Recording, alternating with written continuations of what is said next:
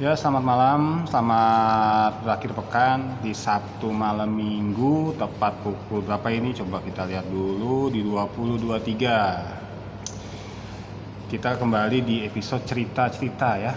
Cerita, sebelumnya ada pengalaman bekerja, pengalaman dan lain, sekolah dan lain. Nah, ini sekarang kita bercerita, tetap berbagi pengalaman tentang dunia bekerja. Jadi, setelah kita lulus sekolah dan lain-lain, pasti kan kita akan bekerja. Nggak semungkin semua punya kesempatan untuk berwirausaha, karena banyak tantangan dan lain-lainnya, dan juga hanya beberapa orang yang memang yang bisa. Tapi kebanyakan kita ngambil yang seluruh normalnya itu adalah bekerja. Nah, di dalam memasuki dunia bekerja memang banyak tantangan-tantangan untuk kita yang baru lulus sekolah, terutama. Jadi mungkin kita bingung adaptasinya, pekerjaannya seperti apa gitu kan, apalagi kita nggak sesuai dengan jurusan yang kita pelajari di sekolah atau di dunia perkuliahan, itu kan pasti akan banyak kendalanya. Jadi alangkah baiknya jika memang sebelumnya sudah pernah magang, itu sudah pasti ada gambarannya. Tapi ketika belum sama sekali magang atau bekerja sebagai marketing atau sales dan lain apapun, benar-benar murni dari sekolah kita langsung punya bekerja, jadi itu sebenarnya kita harus mencari referensinya dulu. Kita misalnya lulus sekolah, saya mau bekerja di bidang pemasaran properti, jadi kita harus mencari referensi tentang bidang pemasaran properti tersebut, perusahaannya seperti apa, kemudian PT lingkupnya seperti apa, perusahaannya seperti apa. Kita cari detail-detailnya, terutama dari job desk pekerjaannya itu, dari jangka panjang, jangka pendeknya, job desknya apa gitu. Nah, nanti setelah kita tahu semua, kita lamar, jadi kita walaupun hanya tahu job desknya, oh seperti ini tahapannya, tapi kita sudah punya langkah awalnya ketika kita nanti di interview dan kemudian kita nanti masuk.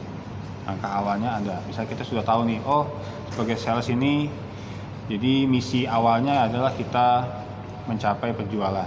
Bagaimana cara mencapai penjualannya, langkah-langkah konkretnya, analisis ruang lingkup dari penjualan produk di PT tersebut, gitu kan. Nah, untuk visinya, jangka panjangnya kita tahu, oh nanti kedepannya kita akan punya database ini, nanti kita akan melakukan ini dan ini dan ini dan ini. Itu masih banyak lagi.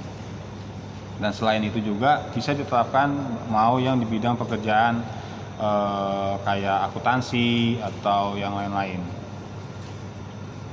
Karena boleh dibilang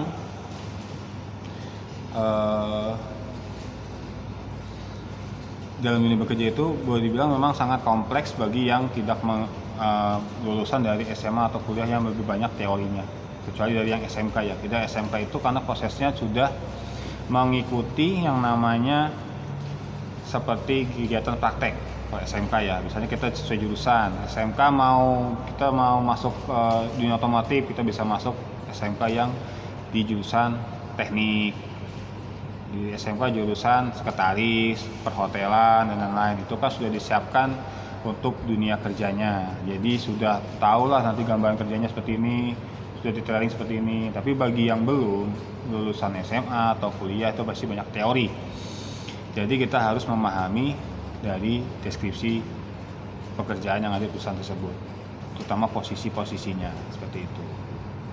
Jadi alangkah baiknya kita mencari tahu dulu, nah baru kita melamar. Ini berdasarkan pengalaman saya pribadi dulu waktu setelah lulus sekolah atau perguruan tinggi, saya nggak pernah mencari tahu tuh perusahaan ini bergerak bidang apa, cuman kita tahu posisinya, oh sebagai sales, oh sebagai marketing, oh sebagai administrasi, oh administrasi kerjanya begini, marketing begini. Kita memikirkan aja itu, nggak ada referensinya, nggak ada gambarannya. Jadi pas masuk itu ya agak kaget untuk adaptasinya gitu kan, terutama dari rekan-rekan kerja yang baru, kita lulusan baru, belum tahu bagaimana prosedurnya gitu kan. Dan kemudian setelah kita tahu visi misinya, kemudian deskripsinya, ketika kita masuk di dunia baru, kita masuk di perusahaan tersebut, alangkah baiknya kita mencermati pekerjaan dari senior kita. Mencermati itu jadi kita mempelajari secara sesama melihat cara kerjanya, kemudian kita bertanya jika tidak tahu, terutama bertanya dan dicatat, jangan cuma bertanya aja. Dicatat lebih baik, dicatat nanti bisa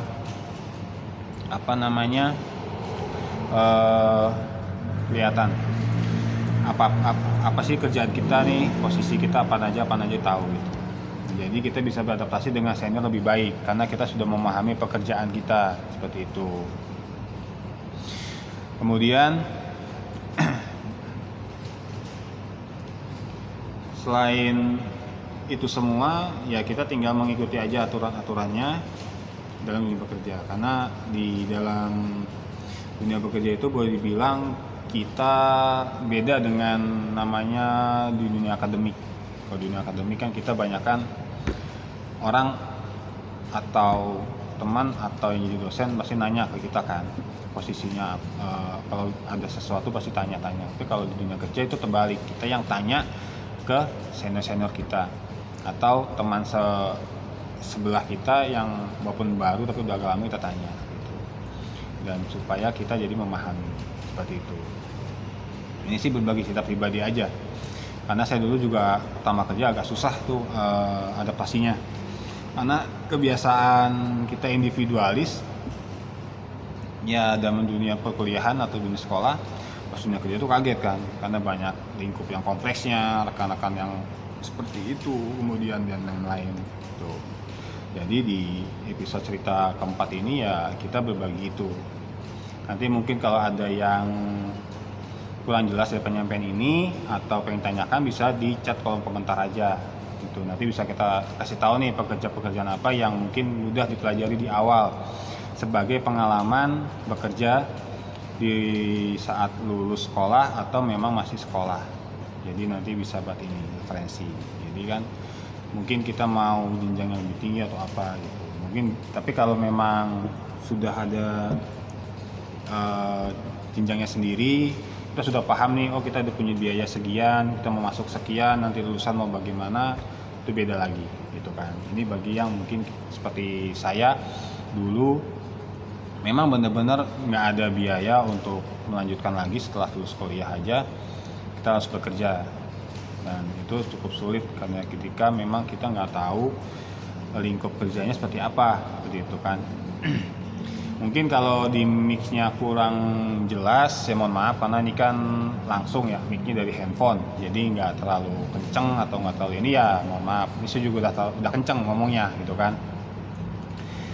Jadi ya untuk episode malam minggu ini bisa ditanyain aja, nggak panjang lebar, mungkin cara penyampaiannya nggak secara detail ya, cuman secara curhat aja ini kan. Jadi ya bisa tanya aja langsung di kolom komentar, kemudian bisa di subscribe aja supaya bisa tahu konten-konten kita di channel saya.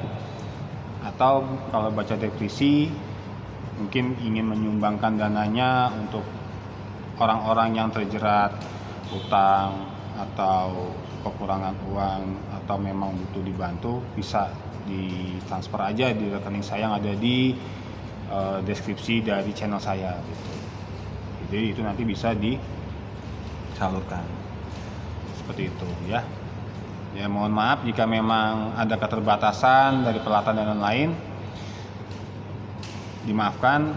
Ya mudah-mudahan akan lebih baik ini kan, karena channel juga masih baru ya, baru jalan 2 tahun ya, dan sibuk bekerja juga. Jadi ya mohon maaf untuk kekurangan. Dan nanti juga saya akan rencana mau bikin program baru di YouTube channel saya. Jadi simak aja, mungkin bisa lebih baik, lebih enak buat acara hiburan atau buat edukasi, atau mau cari-cari informasi dari sebuah kendaraan atau sepeda motor dan lain-lain. Nanti saya akan terangkan di situ. Oke. Terima kasih, selamat malam. Sampai bertemu lagi di acara PIM selanjutnya. Mohon sekali lagi di subscribe.